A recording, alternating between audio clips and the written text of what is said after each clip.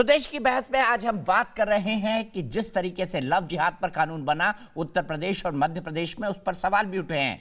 104 bureaucrats ने उत्तर प्रदेश के love जिहाद के बारे में एक पत्र लिखा और पत्र लिखकर कहा यह कानून एक तरफा है। उसके जवाब में 200 से ज्यादा ब्यूरोक्रेट्स ने पत्र लिखा है, जिसमें कश्मीर से कन्याकुमारी तक के ब्यूरोक्रेट शामिल हैं। सवाल यह है कौन सही है कौन गलत है। हमारा यह मानना है कि अगर किसी भी, क्योंकि जो दोनों कानून है मध्य प्रदेश और उत्तर प्रदेश, वो किसी धर्म या मजहब विशेष के लिए नहीं है। किसी भी धर्म में अगर लड़के या लड़की से चीटिंग करके या नाम बदलकर, धर्म बदलकर अगर कोई ज्यादती होती है तो उसको कानून की सलाखों के पीछे होना ही चाहिए।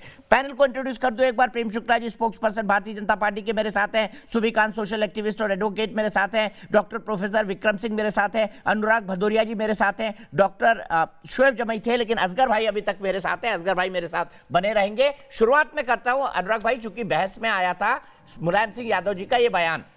आपने ही जिक्र किया, मैंने जिक्र किया था और ये जिक्र किया था कि अगर आपके नेता ऐसे बयान देंगे तो फिर कैसे माना जाए कि वाकई में वो लड़कियों के अधिकारियों की रक्षा के लिए आपकी पार्टी खड़ी है। 2014 के चुनाव प्रचार के दौरान मुलायम सिंह यादव ने एक ऐसा बयान दिया था जिस पर आज भी सफाई देनी पड़ती है। मुलायम ने रेप के मामलों का मुद्दा उठाते हुए कहा था कि लड़के हैं, लड़कों से गलती हो जाती है। ध्यान से सुनिएगा। रेप में फांसी दी जाएगी, 3 लड़के हैं, गलती हो जाती है तो 3 को भी फांसी दे दी बम्बई में। अब सोचिए आप, ऐसे कानूनों को बदलने की कोशिश की जाएगी तो उपयोग करने वालों को सजा देंगे और झूठ रिपोर्ट करने वालों को भी सजा का प्रावधान किया जाएगा। फिर से चलाइएगा, 1 मिनट रुक जाइए। अनुराग भाई, क्या रेप करने वालों को फांसी दी जाएगी? लड़के हैं, लड़कियों से गलती हो जाती है। अब बताइए इसका क्या डिफेंस है? देखिए, मैं आपको बता दूं, अगर समाजवादी की बात आप सुनना चाहते हैं तो सुन लीजिए। 3 लड़के हैं। देखिए, उन्होंने साफ साफ इस बात को बोला है कि जो कोई अगर अन्याय करेगा, अन्याय या किसी बच्ची के साथ अन्याय करेगा, इस्तेमाल किया अनुराग भदौरिया जी। अनुराग भदौरिया जी, रेप शब्द का सुन लीजिए एक बार फिर से। अन्याय की बात करी कि रेप की बात करी? सुन लीजिए, सुना दीजिए एक बार अनुराग भदौरिया जी को फिर से सुना दीजिए। रेप में फांसी दी जाएगी, 3 लड़के हैं, गलती हो जाती है तो 3 को भी फांसी दे दी बम्बई में। अब सोचिए आप, ऐसे कानूनों को बदलने की कोशिश की जाएगी तो उपयोग करने वालों को सजा देंगे और झूठ रिपोर्ट करने वालों को भी सजा का प्रावधान किया जाएगा। भाई, 3 लड़कों को फांसी हुई थी मुंबई में, उसके खिलाफ बोल रहे थे। बोला उन्होंने रेप है, रेप में क्या फांसी दी जाएगी? 3 लड़कों को दे दी गई है मुंबई में, ऐसे कानूनों को बदला जाएगा। अब आप बताइए, महिला सम्मान की बात कर रहे हैं कि महिला के खिलाफ बोल रहे हैं? अरे आप सुनने नहीं देंगे तो कैसे बात चलेगा। उन्होंने बोला अगर जिसकी गलती होगी उसको सजा मिलेगी।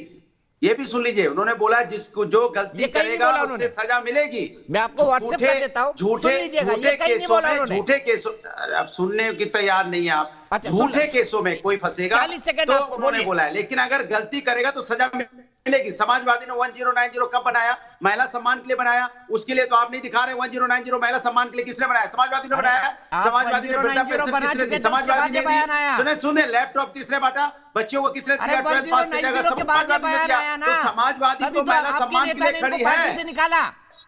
मैंने पता है महिला सम्मान के लिए खड़ी है। अब आप कुछ भी इधर उधर की बातें बोलने लगेंगे तो कोई मतलब नहीं। देखिए दीपक चौरसिया जी, अगर आपको बात रखवानी है, जबरदस्ती बात का पतंगड़ बनाना है तो इसका कोई उपाय तो होता नहीं है। मैंने बोला ये कानून में कोई व्यक्ति किसी भी जात धर्म का होगा, अगर गलती करेगा तो उसको सजा मिलनी चाहिए।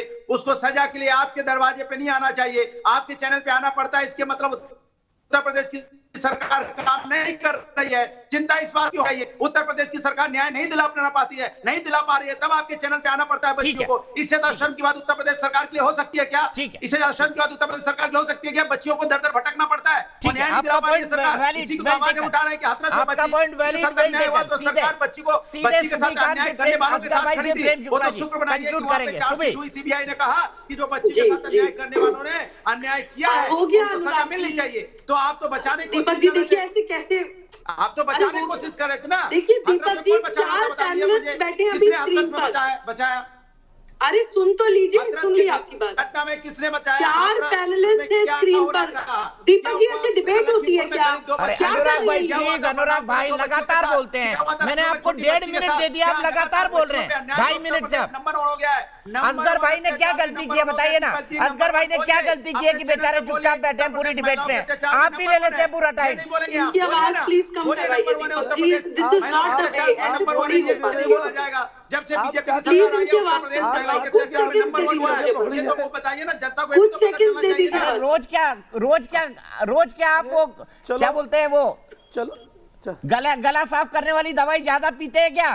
अरे गला साफ वाली नहीं, लेकिन मैं आपको बता रहा हूँ कि जिसको बोलते हैं कोल्ड कफ, प्रदेश नंबर 1 हुआ है, जिसको बोलते हैं कफ सिरप, क्योंकि आपका गला रुकता ही नहीं है। उत्तर प्रदेश बीजेपी की सरकार में बड़ा है, ये भी पता चलना चाहिए। और रेपिस्ट को दीपक जी बचाने दवाइयों का ये भी जनता को चाहिए। बीजेपी अपने रेपिस्ट को बचाती घूम रही है, ये अपने नेताओं पे। असगर भाई सही बोला आपने, लेकिन अभी भी नहीं रुक रहे हो, अभी भी नहीं रुक रहे। कुछ सेकंड्स दे दीजिए, गले में बिना छोला हुआ बांस ठीक चला है, गया। 40 सेकंड सुबह जी।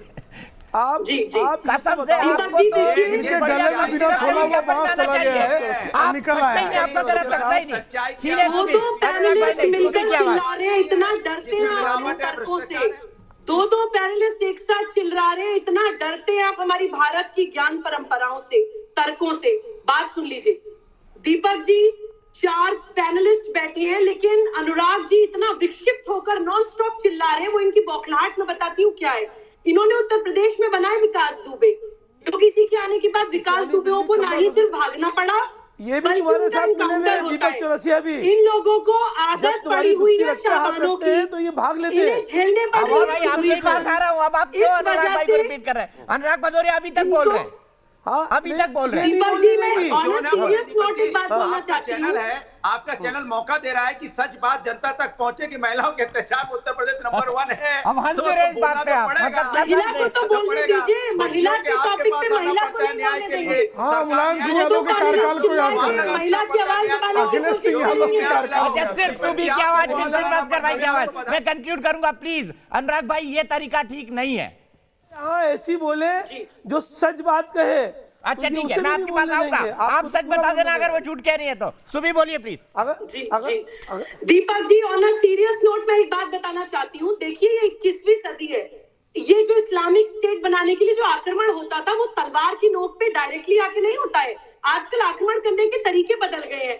अब हमारी भारतीय संस्कृति को ह्यूमिलिएट करके, उसको मिटाने की कोशिश करके या अपनी संस्कृति को फैलाने की कोशिश करके इस्लामिक इन्वेजन हो रहा है, भारत को इस्लामिक स्टेट बनाने की तरफ ले जाने की नाकाम कोशिश करी जा रही है। वो बहुत तरीके से करते हैं। यही वजह है कि इन लोगों को सीएए बुरा लगता है कि 33,000 भी हिंदू आने वाले लग रहे थे कि नहीं भारत इस्लामिक स्टेट कैसे बन जाएगा अगर हिंदू आ जाएंगे तो। यही रीजन है एनआरसी बुरा लगता है कि किसी घुसपैठिए को, स्पाई को, इंपोस्टर को भी बाहर मत निकालो, क्योंकि वो चाहे वो रोहिंग्या हो चाहे वो बांग्लादेशी हो, कि कोई मुसलमान इस देश से बाहर ना चला जाए। इसीलिए इनको पॉपुलेशन कंट्रोल लॉ बुरी लगती है और इसीलिए इनको लव जिहाद बुरा लग रहा है। और दीपक जी, ये जो सिर्फ इस्लामिक स्टेट बनाने वाले हैं, राजनीतिक पार्टियों के संरक्षण में काम करते हैं।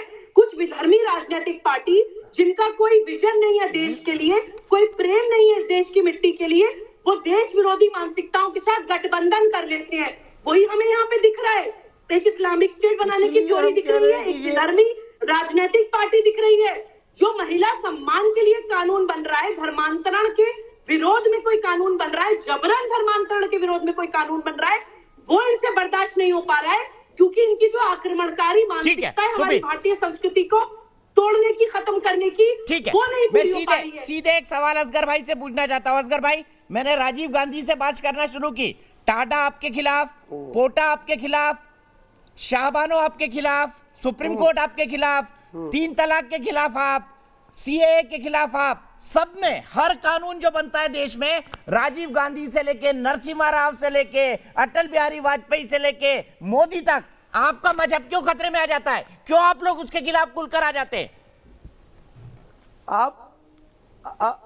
इसका मतलब तो ये हुआ ना कि हम लोग कम से कम सेकुलर है, सही बात कहना जानते हैं, कानून के खिलाफ सही बात सुनना भी जानते हैं, और हम ये कहानी का तरह से ट्यूशन लेके नहीं आते। आप सुन तो लो ना यार, आप सुनना बिल्कुल, एक मिनट बिल्कुल नहीं बोलूं। बस अपनी बात कहेंगे या आप उनको बुलाएंगे जो आप किसी बात कहेंगे। कुछ भी बोलने महिला भी आपको बुलाएंगे जो आप किसी बात कहेंगे। आप उस महिला को बुलाएंगे जो सिर्फ आपकी बात कहे। अगर एक महिला ऐसी एक महिला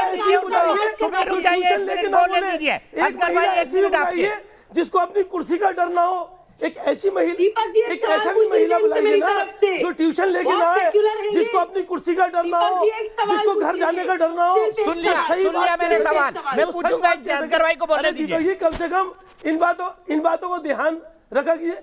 अब अगर हाँ ये नहीं बोलने देंगी भाई, क्योंकि इन्हें और इनको आप आजादी देते हैं बोलने की, ये कुछ भी बोले, ये सीए पे बोले, एनआरसी पे बोले, किसी चीज पे भी डिबेट किसी और चीज की हो रही है, कहीं का रोड़ा कहीं की ईंट, ये कुछ भी कहें, इनको आजादी है। हम अगर कोई दूसरी बात कहेंगे तो हमारी आवाज बंद कर दी जाएगी। अगर दुखती रख पे हाथ रखेंगे तो आवाज बंद कर दी जाएगी। अगर हिंदुस्तान से मोहब्बत और प्यार की बात टाटा का विरोध करने वाले, पोटा का विरोध करने वाले सेकुलर कैसे हैं ये जरा बताइए। अच्छा मैं एक सवाल पूछना चाहता हूं असगर भाई, नहीं कर रहे। अजगर मियां जरा ये बताइए, टाटा, पोटा, सीए, एनआरसी, इन सब का विरोध करने वाले सेकुलर कैसे हैं? अभी जो आप कह रहे थे अलकायदा के, अरे सुनिए तो, आप में सुनने की हिम्मत नहीं है। प्रेम से ही पूछ रहा हूँ आपसे, सब प्रेम पूछ रहा हूँ आपसे। ये सेकुलरिज्म की नई परिभाषा आप कहाँ से ले आए? अरे प्रेम जी, ये सेकुलरिज्म की नई परिभाषा आप कहाँ से ले आए? आप अलकायदा की, वो आसमानी किताब से तो नहीं गिर गई? अरे आसमान से तो नहीं गिरी? कह रहे हैं आप ये आप सेक्युलर है, बहुत अच्छी बात है, आप सेक्युलर है ना। मैं सुबीर खान का एक सवाल पूछना चाहता हूँ आपसे। असगर भाई इजाजत दीजिए, असगर भाई इजाजत दीजिए सवाल पूछने की। बात करिए जिस कानून की बात कर रहे हैं। अच्छा असगर भाई पूछिए ना, आप आपके सवाल पूछिए, पूछ सकते हैं। अच्छा सुबी आपसे सवाल पूछना चाहती है, सुबी आपसे सवाल पूछना चाहती है, पूछिए सुबी। जी असगर साहब, मुसलमान का मतलब होता है ना जिसको मुसलमान ईमान हो। एक सवाल का जवाब दे दीजिए, ईमान के साथ एक सवाल का जवाब। अरे बौखलाइए मत, एक सवाल का जवाब दो। ये देखिए आप दे ही नहीं पाएंगे, आप ईमान की बात मत करो, सवाल तो सुन लीजिए, बात मत करो। अरे सांस को आंख नहीं जवाब आपको तुम्हारे मुंह से अच्छी नहीं लगती, जवाब तो गर्दन कर सकते हैं, आपको जवाब तो ही नहीं है। असगर मियां गर्दन उगान करिए, चीपो लेकिन कोई एक सवाल मैं पूछ लूं असगर भाई। आपको कुर्सी से डर लगता है, आप ट्यूशन लेके आते हैं। एक बात, अरे ये लोग ट्यूशन लेके आते हैं, दीपक चौरसिया साहब ये ट्यूशन लेके आते हैं। उस ट्यूशन के अलावा ये कुछ भी बोलेंगे, इनको निकाल दिया जाएगा पार्टी से, इनसे इनकी कुर्सी छीन ली जाएगी। हमसे कोई हमारी कुर्सी नहीं छीनेगा, हमारे जो दिल में आएगा अत्यंत बढ़ गया है। अगर सुबीर खान अगर कुछ देर तक और बोली हमारी आवाज तो इनको अस्पताल ही ले जाना पड़ेगा, हमारी आवाज इनका रक्तचाप इतना बढ़ता जा रहा सवाल तो सुन लीजिए असगर भाई, असगर खान साहब, असगर खान साहब, सुबी का सवाल सुन लीजिए। फटे हुए बांस की तरह है, बंद करने की जरूरत है। नहीं सुनेंगे या हमारी आपकी बात? सवाल तो सुन लीजिए असगर भाई, ये ना आपकी बात सुनेंगे ना हमारी। ये तो जो ट्यूशन लेके आए आप क्या देश देख रहा है महाराज? तालिबान के टुकड़े पर पलने वालों को सुन रहा है, इसीलिए तुम्हें दाढ़ी भी नहीं दी। तुम्हारे पास तो दाढ़ी, तुम तरसती हो दाढ़ी को, तुम्हें अल्लाह ने दाढ़ी भी नहीं दी और कभी देगा भी नहीं अल्लाह तुम्हें दाढ़ी। अरे मेरे ना तुम्हें अल्लाह ने दाढ़ी दी, दाढ़ी दी अल्लाह ने, उनको भूखा चले आए। सवाल तो सुन लीजिए, मुझे भी हंसी आ रही है। सवाल तो सुन लीजिए, इनके अपने सिर के बालों में ढूंढोगी। सवाल सुनाइए, सवाल तो सुन लीजिए, सवाल सुनाइए। देख लीजिए बौखलाहट देखिए ना असगर मियां की। सुबही का सवाल सुनते ही बौखला कर अलल बलल बक रहे हैं। सुबी सवाल जल्दी से। हम नहीं बौखलाते, बौखलाते वो है जिन्हें अपनी कुर्सी ऑर्डर होता है। आप बौखलाते, आप लोग ट्यूशन लेके आते हैं। आपके जो सरकार है उन नाराज मुसलमान की कुर्सी का क्या होगा, इनकी सुबह की कुर्सी का भी क्या होगा? हमें कोई डर नहीं है, हमारे पास ये कलम है, ये काफी है। सवाल तो सुन लीजिए, सुनाइए। अरे सुना दीजिए, आपके सवाल हम पहले से रहे हैं। बस सुन, जिसका मुसल्लम ईमान हो, यही मतलब होता है ना मुसलमान। अरे मुसल्लम ईमान का मतलब, अरे ईमान का मतलब धर्म का पालन, कर्तव्य का पालन। अपने दिल पे हाथ रख के मुझे एक सवाल का जवाब दीजिए। आपकी भी बेटी होगी, आपको ईमान का मतलब नहीं मालूम? होंगी, अंजना तिवारी को अपने आप के अंदर आग लगानी पड़ती है। ईमान का मतलब नहीं मालूम, आपको ईमान का मतलब मालूम होता, छोड़ के दुबई चला जाता है। आपको ईमान को 20 सड़क पे दिमाग अफसोस मुझे लगा आप कोई बहुत छोटा सा सवाल पूछ रहे हैं, इस पर फिर एक दिन बहस होगी। माफ कीजिएगा प्रेम शुक्ला जी, आज मेरे पास देश की बहस में वक्त इतना ही है, लेकिन वोटिंग बता देता हूं क्या कानून सही है। 90% लोगों का मानना है हाँ कानून सही है, 90% लोगों का। देश की बहस में आज के लिए इतना ही।